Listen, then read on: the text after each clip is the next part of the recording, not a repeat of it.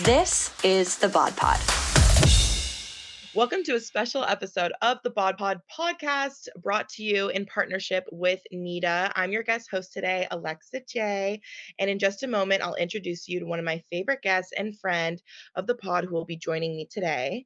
If you haven't heard of NEDA before this, it's the National Eating Disorder Association, the leading nonprofit organization committed to providing unwavering support to individuals and families impacted by eating disorders. With an estimated 28.8 million Americans facing this serious but treatable mental and physical illness at some point in their lives, it is crucial to create accessible avenues of understanding and care. Sometimes these are hard conversations to have, but it's very important that we are having them. Recovery is not only possible, but attainable with the right support. Join us as we share our personal stories to empower you with knowledge and compassion. This BodCon episode is powered by NEDA. Together, we are committed to nurturing a safe and inclusive space where we explore the depths of eating disorders and work towards a future where they are no longer holding power over us. Thank you for tuning in to the NEDA podcast in partnership with the BodCon.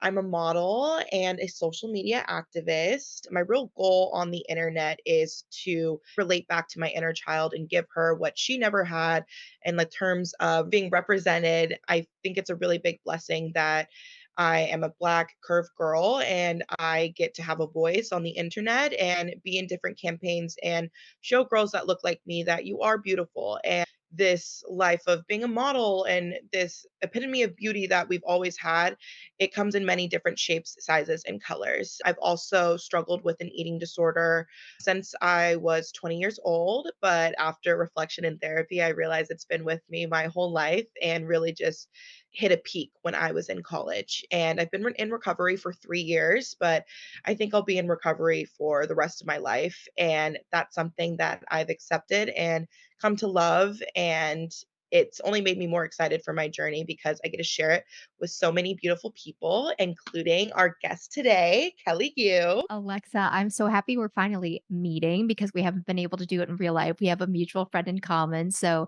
this is like the most intense, beautiful way to have our first hang. Amazing. I am Kelly Yu. I grew up in an Asian household, grew up in Chinatown in Chicago, lived with my Chinese grandmother. There was no conversations like this. So even sitting here today talking to Alexa, it's wild that we're living in a time where this is not weird. We can speak freely. People need this support. I had no idea I even had an eating disorder until I was 19. I started going to therapy because I had binge eating struggles and I felt like I had something wrong with me. I was there to go fix it. And just like Alexa said, I didn't realize it had always been with me through my struggles at home with my family stuff going on. I really used all of these behaviors as a way to cope. And so now I use social media to create a safe space where we can talk about healing and therapy and all of these struggles that I've had my whole life, whether it's relationships, body image, all these feelings that I always felt ashamed for. Now we have a place where we can talk about them. And I love doing what I do on social media. I'm a creator full time. I have been for the last years. Before that, I used to work at the University of Illinois in research. So it's a crazy life. Thank you so much for sharing, Kelly. I obviously stalked you before we came on here, and I just think you are such an inspiration. Your content is incredible. And I just feel so lucky that we get to have this conversation and represent girls that look like us and girls that follow us and all of these things, and just people in general that may be too scared to talk about this. Because I know for a while, a lot of people suffer in silence because it's a really hard topic to talk about, but we're here for a reason. And I'm so excited for us to do this. But jumping right into it, we're here to talk about body acceptance and what is body acceptance. I wanted to hear your perspective of that before we get into the official definition of it. That is something that I was not raised. We didn't grow up at a time where that was even talked about or a thing. And I know I had the opposite of that. I grew up watching Nickelodeon. Everyone clearly did not look like me. Everyone was tall and thin, had blonde or brown hair. And I watched a lot of TV and read a lot of magazines. And I felt like, something is weird with me. Something's going on with me. And the comparison thing was just natural for a young gal. And throughout my eating disorder experiences, I realized that I was so focused on trying to change my body, change my physical, that it impacted every other part of my life so much, so severely that I could not focus on how I was feeling. How am I doing? How are my relationships? How is my schoolwork? And body acceptance is a different thing for every single person. I am conventionally more petite, and that shows you how wild it is that someone, regardless of the way they look, is not able to accept or find peace or love for the body that they're in because that's not taught. What about Wow. you? What does it mean to you? I think what you it was perfectly said how you just said it, and it was like I was getting flashbacks to being in middle school and high school when you said that, of just like how much you think about your body in every single ounce. For me, when we would get a school assignment where you have to read something in front of the class, it wasn't that I was scared to read, it was that I didn't want everyone to look at me for 5 minutes standing in front of the class. And I grew up in a household where everyone in my family is a professional athlete. So I always felt I was not born looking like them at all. Both my parents are, my brother is. And for me, I came out the womb curvy. I was like that since I was in elementary school. And so I felt like I was always second best. And with body acceptance, I view it now as just being happy where you're at, Mm. and you can have different wants and different needs, but at the end of the day, you do not look at yourself as lesser of a human being because of whatever shape, size, color you are. You accept yourself for who you are in any state of life. And I feel like in my recovery, that's been the biggest thing I've been working towards, is finding my value in who I am as a person, because that'll never change. I'm always going to be Alexa. That's always going to be me. My body's going to go through a million changes. I might have kids one day. You never know how you're going to look, what's going to happen. And so I want to always make sure I'm good with who I am on the inside. And then we can always love who we are on the outside as well. But going into that official definition of body acceptance is defined as accepting one's body regardless of not being completely satisfied with all aspects of it. Body acceptance is not the belief that one's body is perfect or highly physically attractive, nor is it the belief that one's body cannot be changed at all. And I feel like body acceptance is a very hot topic right now on social media. We saw, I would say, even after the pandemic, a very big surge of body positivity and body acceptance. But as of recently, I've been seeing a lot on my For You page, my Explore pages, these very controversial, almost like clickbaity videos of people giving their 2 cents, saying that body acceptance is promoting people being obese and all of these things, and it's not healthy and it's disgusting. And it's been really hard to see these kind of anti-feminist, anti-self-love people get this spotlight. And it's triggering for a lot of people as well. I see myself watching these videos and all I want to do is respond and fight back, but what can we do? You can't change people. What do they say? You can't argue with stupid. I don't I think it's also it's so funny because their argument is, okay, if you just accept however you look, you're basically promoting a lifestyle that's not healthy or you're complacent. And when I reflect on my own life, when I was hyper focused, hyper fixated on how I looked, I was the most unhealthy. And I'm not even talking about the physical. Mentally and emotionally, I was a wreck. I was so antisocial. I had no friends. I was spiraling 24/7. And yeah, my body was unhealthy because I chose a lot of behaviors that were destructive. And that can take many different forms. It can be binge eating, it can be restriction, it can be overeating. It is that relationship with the self and the relationship that food that is unhealthy when you are not comfortable in your skin. Body acceptance has really not much to do with the way you look, but how you feel about yourself and the way you look. And it's just so funny. That's why I agree with you. And it is dumb to have these fights and conversations because they're missing the entire point. Like they're just going right past it. It's like they're missing the humanity in it, truly. Yes. And I've never understood how someone else being fat and happy or someone else just living their life has affected anybody else. And it's a really sad thing to see, because I think that all people, no matter what you look like, what your race is, what your body is, you deserve to have a happy life. You deserve to experience everything that a thinner body experiences. Mhm. And it's really disappointing to see those perspectives come to light on the internet because the little girl in you, like I remember growing up at least, just every butt of the joke on those Nickelodeon shows, there was always the fat kid. And they were the funny one, they were the ugly one, they were the joke. And it just brings you back to that moment of people trying to just put you down so they feel higher. And it's a really scary and sad feeling. And especially when you're a kid and you don't have those tools and that knowledge. And like you said, we both grew up in households where this wasn't talked about. It was, oh, you don't like your body, work out, or Mhm. oh, it just these easy fixes. And I think now people are getting an understanding that the mind and the body are obviously very connected and it's deeper than that. It's a mental health disorder that people deeply struggle with. And I remember when I was my absolute thinnest and the worst part of my eating disorder, I would I've never been so unhappy in my life. I have Mhm. never thought I looked more ugly. I would look in the mirror and I remember telling my best friend, I would pay someone $1,000,000 to tell me what I look like. I have no idea what I look like to other people. And you can strive and strive to be this one thing, and you could think it's going to solve all your problems, and you're going to feel so beautiful, and you're going to be thin, and life is going to be easy. And it's not the case. It's not the case. And I think body acceptance is truly just being okay with not being perceived by everybody in the most perfect way.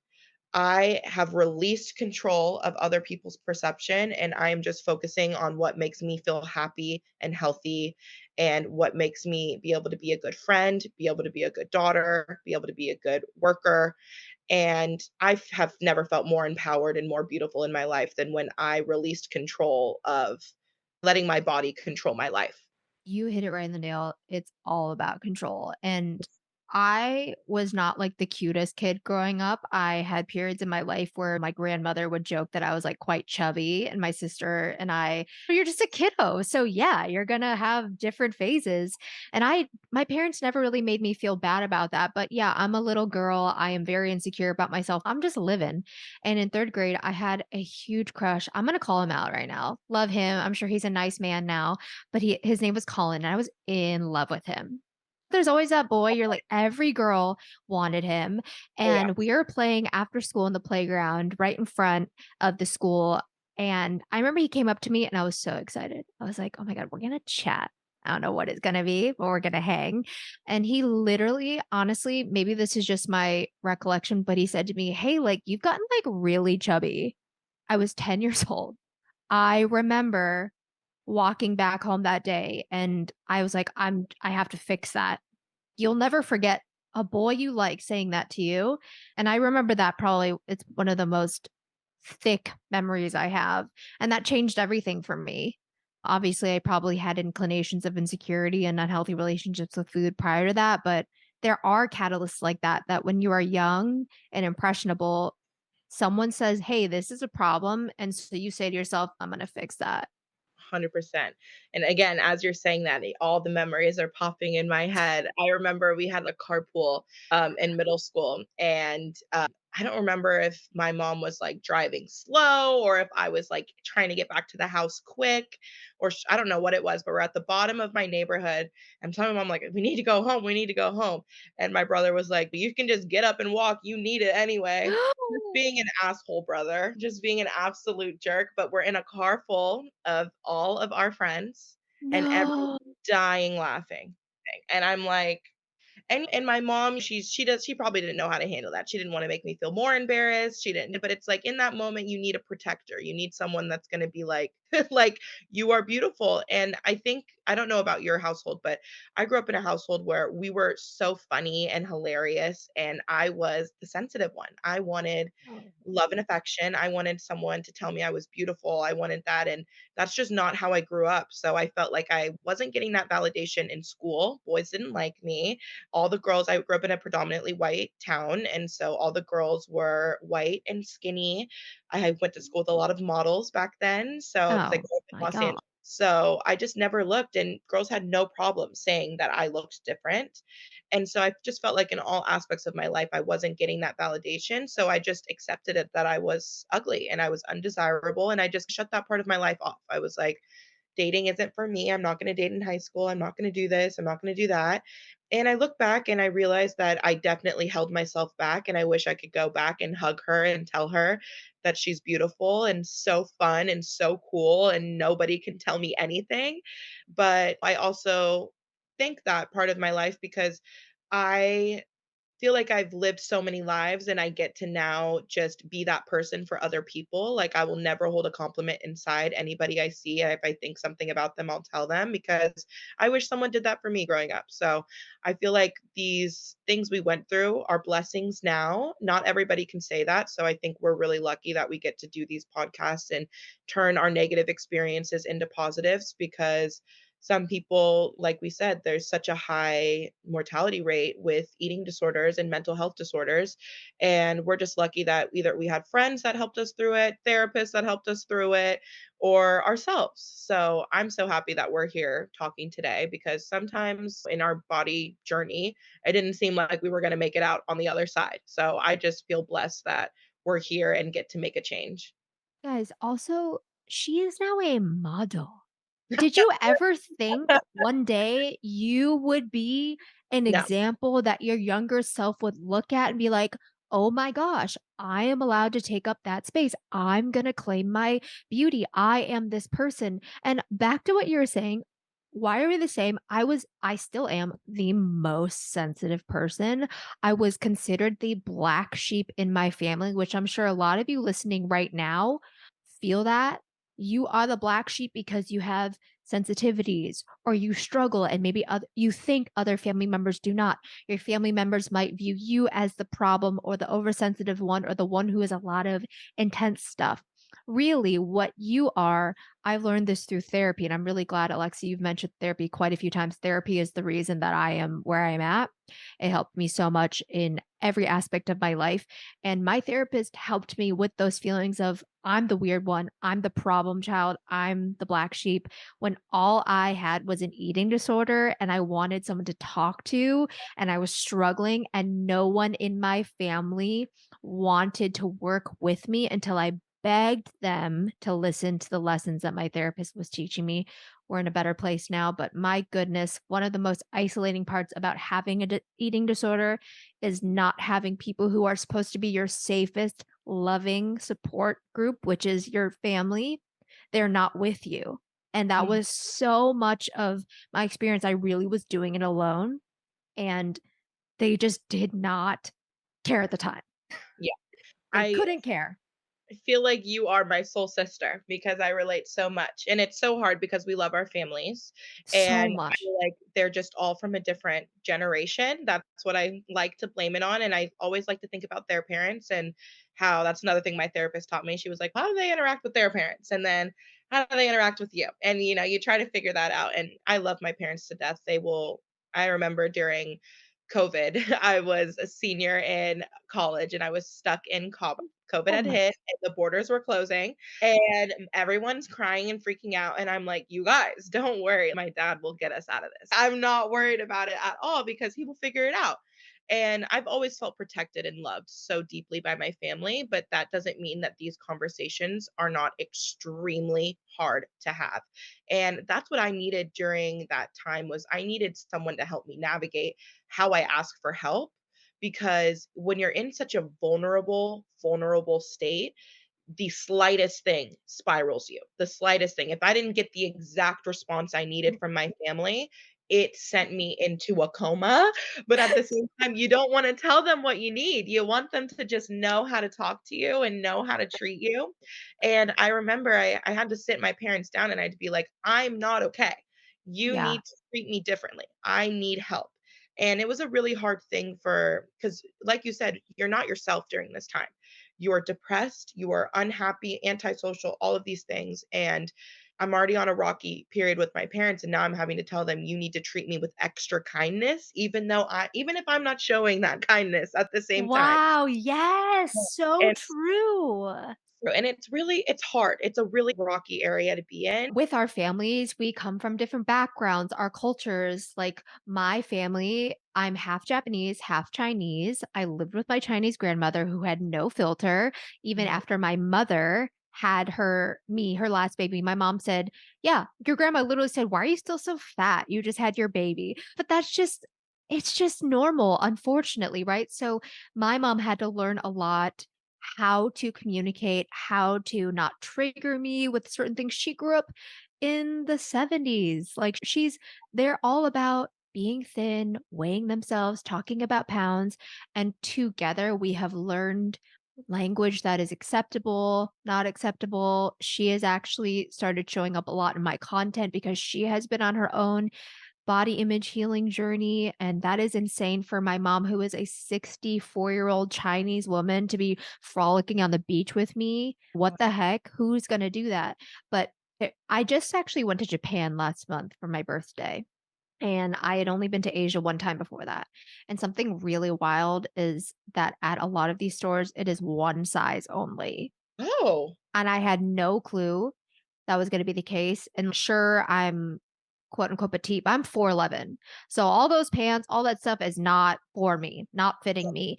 And I remember walking around, I said, "Can I get this size?" She said, "No, just one." I could not believe it. And so it is so interesting learning about how a lot of these Asian beauty standards and ideals are still so prevalent and do affect us. I look at them and I could start to see myself being affected when I was there. I was like, "Oh, my legs are pretty short. I don't have a tiny waist." And it's so wild to be so deep into your recovery and then being confronted with that. noted. Will not shop in Japan. Got The it. shopping is amazing, but Yeah, that's accessories only. crazy. No, that's so crazy. And what a way to be brought back again to your childhood of thinking. I remember dreading going to Abercrombie with everybody or dreading going to all these stores. I remember I had a friend one time, we were shopping and she was like, "You probably don't want to wear stripes." And I was like, "Huh?" Wait, I love that you said that because my mom said that she still says that to this day. Only vertical stripes, Kelly. No Only horiz vertical stripes. toxic. I don't think I've worn stripes since I was like 8 years old. No, never. I've never worn stripes because my mom Yeah. freaked me out. Yeah, so I've Terrible. always was like, "Oh, not putting that on, I'm good." And I've realized now being a young adult, like, I don't like shopping with people. I hate Yeah. being with people, and shopping puts me in such a bad mood, and my mom used to tell me, she was like, "My least favorite thing to do with you is shop." This is when I was younger because I had the worst attitude, and now I reflect and I'm like, "Because, nothing worked, nothing fit Mhm. me." I hated shopping. It made me feel gross. I don't know what they're putting in the changing room mirrors, but they're horrific. And I just didn't wanna do it. It would put me in the worst mood, and then it would always lead to a fight, and it was because I also didn't wanna be honest and be like, "I'm uncomfortable with my body, the duh, it's not clicking for everybody."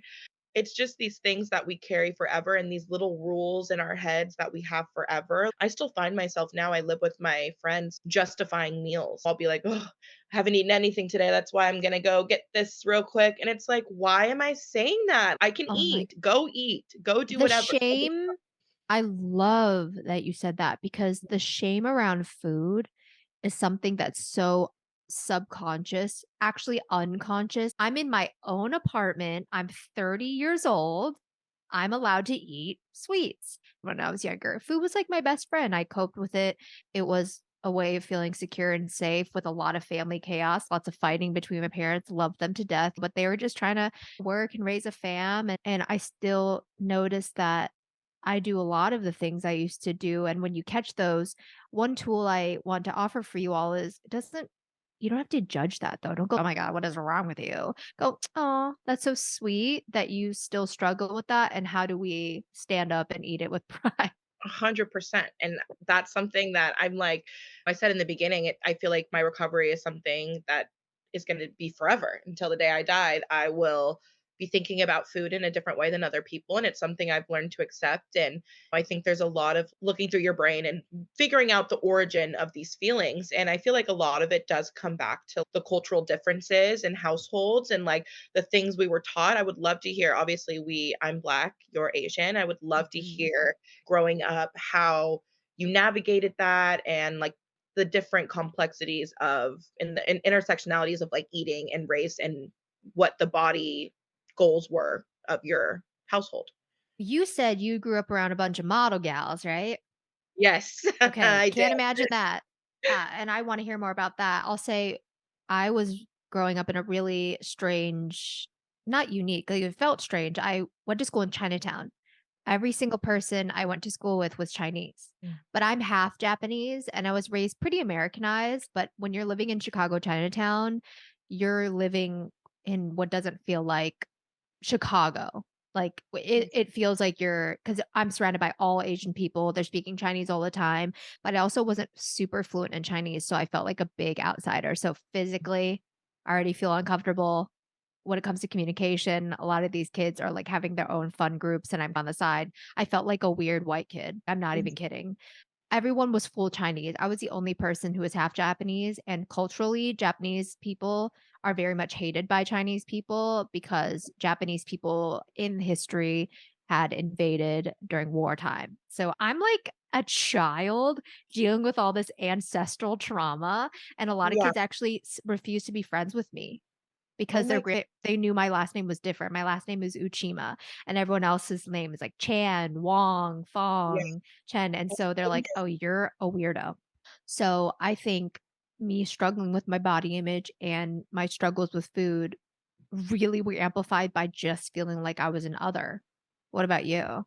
That is so interesting. Thank you for sharing that perspective with me. And I think I just really relate of feeling like an other. I feel like I've always felt different my entire life and I always felt alone. And it was really hard to vocalize that to people because I was always popular. I always had amazing friends because I've always been a sweetheart. That's the best way I can say it. I You are love a sweetheart. Thank you, and I feel the same about you, but I just love talking to people and hearing their perspective, but I always felt like I gave so much and I never really got in return. I was always the sidekick. I was always the What? supporter. Why are we the Yeah, same? we really are the same. And growing in a household, I grew up in a mixed race household. My mom's white, my dad's black. My mom is beautiful, blonde hair, blue eyes, stunning. I always wanted to look like her. My favorite people on TV were Lizzie McGuire and all of these people, and I wanted to look like them so bad. All my best friends were blonde and gorgeous, and the boys loved them. And I just felt, what can I do to look like them? There's nothing I can do. And I remember I would go to soccer games and people didn't know that was my mom and people would think that the other girls that was their mom and it just always hurt me. It just always I felt like maybe my mom didn't want me to look like this either. Or I just it always as a child you just think you're not good enough. And then there was the aspect my brother was the best athlete ever, is still is the best athlete ever, and he got all the attention, and he got all the praise for that. And I always felt like people would see him, meet him, and then expect the same from me and meet me and be disappointed. So I just always felt like I was a disappointment, and it didn't matter. I got straight A's. I was class president. I was prom queen. I was all these things. I could do it all, but I still felt like I was never good enough. And a lot of people in my family are plus size on my mom's side, on my dad's side, and they always talked so poorly about themselves. And I feel like people would always be like a warning. Oh, you don't want to do that. And I remember, I don't know, I just remember people talking about my weight since I was a kid. Like I never even knew. You don't know. You don't know anything when you're a kid. You don't know anything. It's always just how other people make you feel. And I just wish that body positivity was more of a movement then because it really was not at all. Ashley Graham was the first curve girl, and she came Mm. when I was probably in middle school, I wanna say, or high school when Ashley Graham came about in media. I remember, like, over the summer, my dad would set up, like, obstacle courses for me around the house. Run up the driveway and run around and do this and do that, and that was, like, my boot camp to lose weight or be more fit and be more active, which, I needed to be outside. It's good for kids to get exercise and do that, but it felt like they didn't want me to look how I looked. And that made me really closed off, and I feel like that really turned me into a loner when I was at home. And then I would go to school and I would fake it, and I would fake being happy, and I would fake being fun, and I would fake all of these things, and then I would come home and I would be miserable. And it put a really big strain on my relationship with my parents and my siblings just because I felt so alone, and I felt if I tried to vocalize how I felt, then I was really emotional, and really, I was just struggling a lot. And I don't think people understood how I could be so successful socially and at school, but be struggling so much on the inside. And I think that's the biggest thing of when people say check on your friends, it's like you never know what someone is actually going through ever. That's why I always try to prod people, get to know the real them, because people can be one way on the internet, one way in person, and always be feeling something different inside. And I think that's where it really goes down to that cultural aspect that we were both talking about of like, it was just a kind of don't ask, don't tell about your sadness or your body or whatever. And I'm just really excited one day when I have a family and like when I have a daughter that I we will talk very freely about our bodies, and we will talk very freely about what how society makes us feel, how clothes make us feel, social media, all of those things, because I want to make sure from the very beginning my daughter knows you do not need to be anybody else or look any other way than yourself.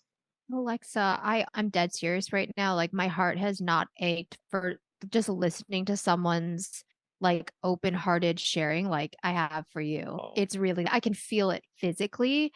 And wow, like you are so good at being able to relive those moments with such a clearer, like compassionate love for yourself. And wow, I really commend I could listen to you forever. Wow.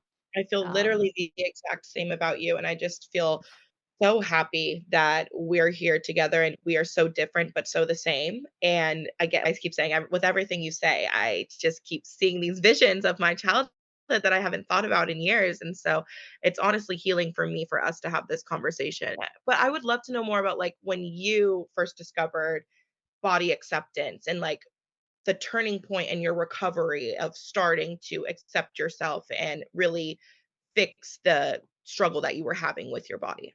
Let me tell you, when I started going to therapy, I went in guns blazing saying, "Hey, I have binge eating disorder. What the heck is wrong with me? Fix Mhm. it. I'm the problem."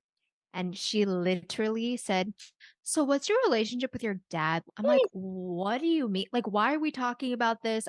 I was offended. I'm very I love my parents. My parents love me. We hug all the time. What are Mhm. you trying to get at? I was very angry with her. I ended up seeing her every week for about 6 years. So if that tells you anything. Yeah. So body acceptance came only when I was ready to surrender needing to control everything, and I Mm, fed off of self-hate, and I didn't think that I did. I hated the hate. I hated that I hated myself. I hated that I felt this way. I wanted to love myself. It took a lot of humbling for me to realize, "Oh, maybe I don't want that." mhm, Maybe I'm not able to do that. Maybe I'm only used to running on this hot steam of a self-hate train. How do I turn this around? And when my therapist started saying, "How do we start to understand how your eating disorder has served you?" It hasn't. Next mhm. question. Yeah. She was like, "How do we find kindness for her?" How can I find kindness for something that's ruining my life? I was Mhm, so defensive and really wanted to fight my own self. So body acceptance, I think, was the last piece of work and healing that I received after all of the deeper work of how am I feeling? How am I doing? What do I need? What am I missing? And a lot of our childhood experiences, reflecting on those are like the most painful things and tell you so much information. I wanted a safe place. I wanted my family to be consistent. I wanted my parents to say, "How are you feeling?" No, really, how are you feeling? I didn't want them to look at me when I was crying and say, "Stop. Why are you so sad? You're fine." I wanted them to go, "Tell me what's really going on. I can handle it." My parents mhm, are so freaking good at that now. My goodness, they have learned so much. But when I was younger, they would not have ever wanted to hear it because parents really have their own crap going on and they have a lot on their plate. And until they're ready to face that, they can't show up for you. But body acceptance for me was when I stopped trying to fix something that was perceived as a problem since I was age 10, like when that boy said that to me. yeah. Because what really is the problem? Nothing. However I'm going to be, however I'm going to look is what it is. Whether I'm eating a certain way or moving a certain way, my body does want to be at an equilibrium. It Mhm, wants to feel calm. It wants to feel safe. And I think that's really what we want. We want to feel like our body is a calm, safe place. And if we cannot find love or kindness for it, it's never going to be that. And mhm. softness is a scary place to be. A lot of us want to be thin and tall and rigid and stringy, whatever the heck it is, because there's something about that feeling of that means I have it all together.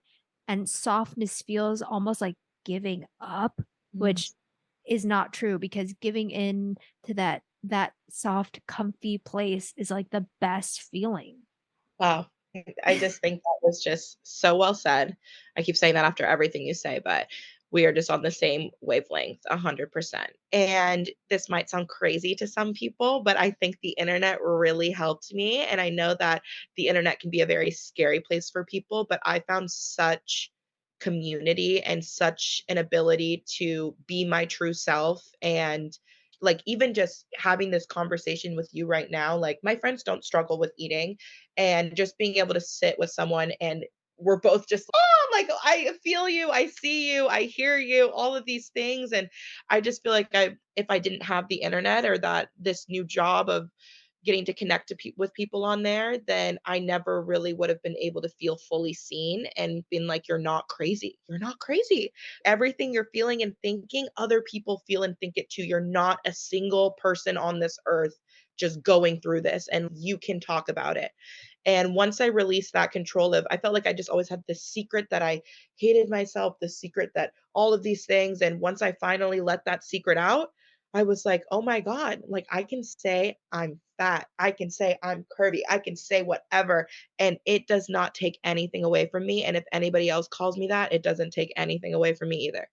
That is right there. The turning point in my recovery, you made me realize it's realizing it's not just you. You are not terminally unique. Mhm. You are not that special. Which is weird because I don't wanna be this weirdo with this struggle alone. I hate that feeling because it felt like, "Oh, it is just me." I remember when I was 10, I would go to bed at night praying that my legs would be smaller when I woke up, and I would say, "I bet you there's just probably, like, one other girl who lives in" I don't know why I picked this, but, like, India that feels the same way. Wow. I don't know why I had this, like, weird ritualistic prayer to myself. I'd say, "I have no one to talk to, but I bet there's just one other girl doing the same thing really far away from me." It was And me in I think Los Angeles. it was you, It was me in LA going like this, please. and it was like, "I was waiting for you my whole life, Alexa." Yeah. And I think I was really attached to that feeling of being an other as well. I hated that feeling. I wanted to be like everyone else, but I was so used to being the only one. This is my identity. I struggle with this. And how much more intimidating would it be to face all of the real stuff instead of just dealing with a problem that I created myself? Mm. I created it. I want to fix it. And that's going to be my project. Life is really intimidating. And when you have an eating disorder, it is a life ruiner. But you know what? My therapist taught me that it actually protected me from a lot at the time. But now that I'm in therapy, she said, now you're ready to let that go. I think that's so true. Recovery is not linear at all. Like, it is going to have very highs, very lows, days you wake up and you feel on top of the world, days you wake up and you're like, I can't see or talk to anybody, and that's okay. But what do you say to people when you see them saying that body positivity, you're promoting obesity, you're taking away the how important exercise is to people, all of those things. What's your response to the internet trolls that say that? It is so fascinating that when people view or look at someone and think they seem to like not care about the way they look. All they start thinking about is they should exercise. It's so interesting how there is no other thought, there are no other nuances, there's no other considerations for are they just a person? What are their hobbies? Wonder what their job is. Wonder what their relationship. It is there is an obsession with the way they look. And Mhm, all that so many people do is think, how can we fix that? That goes back to your body is a problem. Your body is always a problem. It's always something that needs to be worked on and fixed. I was not well. I had 0 body acceptance. So it's mhm, so interesting how those are not at all tied together. And I feel as my body changed and it got softer, I felt more comfy in my body to want to move it in ways that felt comfortable. mhm. And any desire to change your body makes movement the most miserable experience.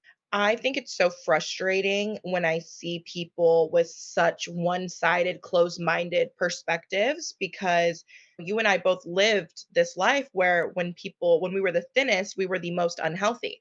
And I just don't think that weight and health are correlated at all. There are so many skinny girls that I know that are eating hot Cheetos every night and all of these other things and da da da da. I could eat the most healthy meal every single day, and this could be my body. Like, I can exercise every single day. I can educate myself, do all the things that I need to do to be healthy, mind, body, and soul, and still look this way. And I just think it's no one's job as another human being. Like, you are not God, you are not the universe, you are not the end all be all, you are not the judge and jury of my body. And if I deserve to be happy or alive or a human being, I don't think that anybody should be policing or talking about anyone else's body. If you do not like how I look away, it has nothing to do with you. And I think it's truly an uneducated and very close minded opinion because that's just not real at all. The journey is ever changing and we could feel differently tomorrow. But right now, I feel, I don't know, just the body acceptance train when I think it just goes down to people being uneducated. I think that's just the Mhm. mass of it, which is crazy. And I don't know why. It never made sense to me why people cared. What I hate that I'm noticing is that I have always been the person that hated me the most. Like, I judge myself a lot. And Mhm, I and it's no one cares. Like, no offense, Kelly, nobody cares. And it's I think part of it was maybe wishing someone would pay attention more or was more caring or in a positive way. So if I try to mold myself to be better and more attractive or whatever, then I will feel worthy of just going out in the world. I am much more of an introvert and things like that. And it's hard to feel like I remember just always when I was younger, you just want to feel important and special. How do yeah, you make yourself feel that yourself without it being all about the way you look? That's tough. I agree. Do you have any tips for people when they are feeling these spiral moments of not accepting their body or having these negative self-talks with themselves and their bodies? What is like your go-to tip for people? Okay, maybe I'll be totally honest. Okay, so a lot of times I do have a partner right now. He is really wonderful. We've been together for 2 years. Prior to that, I've had other relationships. Weren't so healthy. I wasn't in the best place myself, and I've struggled with my body image in every relationship. And for this one, when I'm having a rough day, I used to hide it because I don't want a man that I'm with to know that I'm very insecure or maybe start to view me the way I view myself. But I need support when I'm feeling so yucky. Some days you just wake up, you might be the most beautiful you've ever looked, and you feel like Mhm. horrible. And sometimes I'll just say, I'm feeling really not good and I just need the hug. And I used to avoid hugs and avoid physical touch because I'm not comfy in my body. Don't touch me. Don't make me be aware of my body. I want to literally melt into a puddle, disappear, evaporate. So I try Exactly. to do the opposite. I say, I'm here, I'm present, I'm feeling uncomfy in this body. And I allow for someone to make me feel like loved and accepted, and that's something that is really freaking hard to do when you're really uncomfortable in your body, but that's deep down what we really want. I feel like we've just bonded for life now, and we've really hit all of these different points in this overarching theme of body acceptance, but really dove deep into like where that starts. And it comes from childhood and it comes from all of these different experiences. And I don't know, I just feel like this is just an amazing conversation. We've literally had the best conversation ever. I was curious for you, how do you deal with anyone who argues against body acceptance if it's online and social media? How do you deal with that? What is your point of view on it? Have you had experiences where you've had to vocalize that on your platforms? Totally. Oh my gosh, absolutely. I don't know if you follow Ella, so you probably saw I the know that you cast. introduced that. I I was watched all of gonna it. I Yeah. watched every video. Oh, yeah. Oh, thank you so much, first of all, for watching and supporting and just sending Absolutely. love. I really appreciate that. But sorry, I'm like reliving the club stuff now. But I feel like when that happened, it was Tell such a tell the wonderful, audience, this is a yeah. club So situation. club situation. So last October, I went to a club called the Highlight Room. I was with a couple of my friends. One of them was another curve model and Sports Illustrated model, Ella Halikas. And we were with a big group of girls going to get in for our friend's birthday. And the bouncer stopped the rope at me and her and told us we were not getting into the club that night. We explained we have a table, you just let in all of our friends. And he looked us up and down and said, not tonight. It's not happening. And he just made it very prevalent with his body language and the way he was treating us. He was treating us like we were dirt on the side of the road, that it was because of our bodies, because he kept looking us up and down, kept insinuating, and it was horrific. It was so dirty and gross. And it was like every And you're fear. so hot. That's stupid, but go ahead.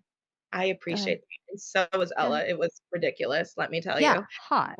It just was sad because I said this in the video I posted, but I just felt a little disappointed in myself because that night when I got ready, I dressed extra provocative, extra sexy, which I love dressing sexy. There's literally nothing wrong with that at all. But I did that because I knew I was going to a club and I knew that clubs let girls in if they are desirable by men. And so I did that and I still got turned away. And it was like every fear I've ever had since I was a child resurfacing. And when I posted that video, there was obviously a absolute pouring in of support and love and reassurance and people saying it was absolutely horrible. And then the other side of the internet found it. And you would think it would just be men, but it was women too. I will never forget this one girl. She said she was a bottle service girl. So obviously she had that bottle service girl look. And she basically said, what did you think was going to happen? You're fat. Like, you think that you deserve to be in the club. They don't want ugly girls there. The boys are coming in and spending money. They want girls that they want to have sex with there. And you're not one of them. And it was just absurd to watch. I pray for her because clearly something's not right, and clearly someone needs to give her a hug and tell her they love her because she's not right in the head. And there was a million men making videos talking about how unhealthy we are, how ugly we are, all of these things, and just saying what we expected. And like in that moment when I was talking to the security guard, I also recognized I am Black and there was a million people in line for the club and Black women are always made to look crazy. So I didn't feel fully comfortable vocalizing what was Oh. happening. I did ask him, is it because of what we look like? And he fully ignored me, wouldn't look me in the eye, wouldn't say anything. But I didn't want to yell, I didn't want to scream. Luckily, Ella was there and she handled that. She didn't yell or scream, but she was just like calling them out as she should. And I would 100% have been doing that. I just know that just because of what I look like, I will be perceived differently. And me and Ella had a really amazing conversation about that as well. And I just thanked her for stepping up in that moment and doing something because I really felt paralyzed in that moment. And I held it together until no one could see me. We got in the Uber and I broke down. And then the next day, just on that same theme that we were talking about, I was thinking this can be another one of my secrets. It can be another one of my little secrets that I put in a box and nobody knows about. And no one needs to know that this horrible, embarrassing thing happened to me. People can still perceive me as hot Alexa that loves her body and loves herself and all of these things. Or I can get on the internet and I can be real and I can say what happened because I know if it's happening to me, someone with connections. I had a free table at that club that night. I was there with other influencers. I have followers. I have a lot of privilege because of my influence. And it would be a absolute disservice if I was not honest about what happened because I know if it's happening to me, it's happening to other people. And no one, I'm a strong person. And this broke me down. I haven't been to a club since. I was in October. I have not been since. And that's something I need to work on. But I just knew that I needed to take the power away from him and I needed to put it on the internet so people had some repercussions and they know that this is not going to fly. And if you treat people this way, you will hear something. And I'm so proud of me and Ella for doing that. And it was, I think, probably the scariest thing I've ever done in my life, talking about that on the internet. And I knew I was going to get backlash. I knew I was going to get support. But at the end of the day, I just tried to stay grounded throughout it and be like, this is not me. That was my biggest fear is I was like, all of the amazing things I've done are no one's going to remember that anymore. No one's going to remember my campaigns or the person I am. They're only going to remember me as this. And I didn't want pity from people. I didn't want this to be my identity, but I knew that it was a part of me now and it was going to affect me for the rest of my life. So why not talk about it to other people? And I'm so glad that I did. What you said is so true about this could just there is a shame that was brought out by this person treating me this way.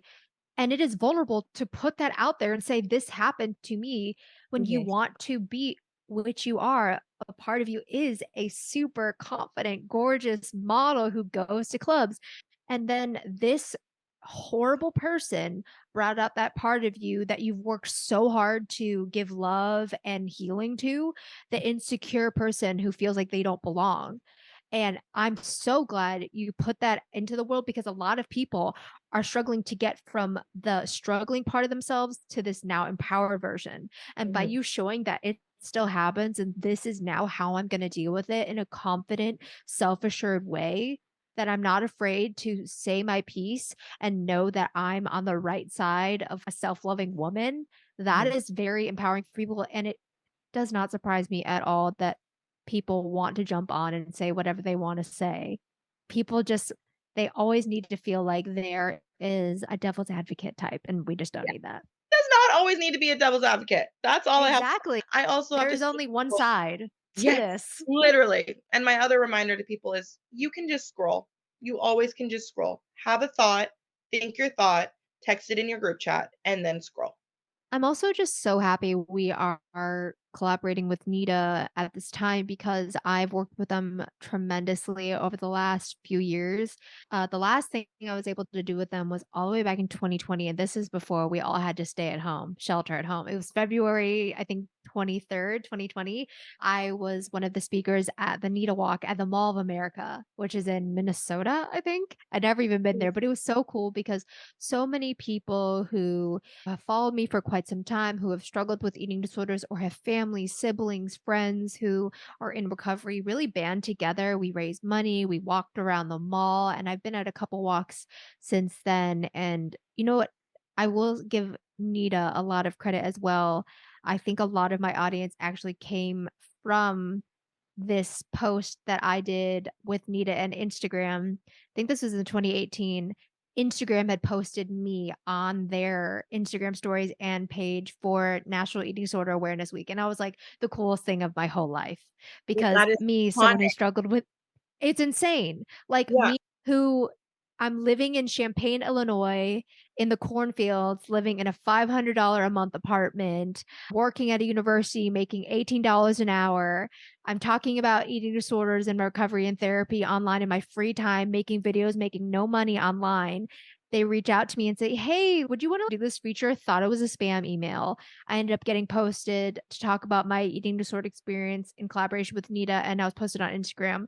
That was probably like the coolest thing of my whole life. And being Asian, that does mean a lot to me because I really very sparingly see anyone Asian talking about their struggles Yeah. with body image and food. So I'm just so happy we're working with them on this today. I'm so proud of you. That is so major and exciting. And it just shows like you were always on your right path. And I'm so happy you didn't think that was a spam email and you responded. Straight to junk. Yeah, that is so funny, but I just think that is just so amazing, and clearly, I hate that you have ever had to struggle, but clearly you went through that to be able to help other people, and that is just such a beautiful thing, and I am so happy that you're here, and I'm so excited to follow you and just I feel like it's gonna help me so much with my journey as well, and it's always been difficult for me to talk about my eating disorder online. And I'm just feeling very empowered right now to do that and to really lean into being my true authentic self and being very honest about the struggles that we have. Hopefully, you and I will get to work together in the future. I'm going to manifest that from now on. I feel like it's coming. It'd be so fun. Maybe we'll do an event. So if anyone's in LA, Hit us up. You can find us. You know where to find us. thank you, Alexa. You killed it. Amazing interview, host, chat. Can't wait to get matched with you. I can't wait either. You are such a light. I can't wait to meet you in real life and give you the biggest hug ever. This has been the biggest reward ever getting to talk with you. I'm so happy we did this, and I can't wait to do it again soon. Bye, guys. Thanks so much for joining us today on the BodPod. We release new episodes every week, and we're available on all podcast streaming platforms and now YouTube too. Subscribe to our channels to be the first to know. Want to talk all things body confidence, enter amazing giveaways, and hear updates about the BodCon 2023? Find us on Instagram at the BodCon. My name's Rachel K. Grimm, and I'll see you next week.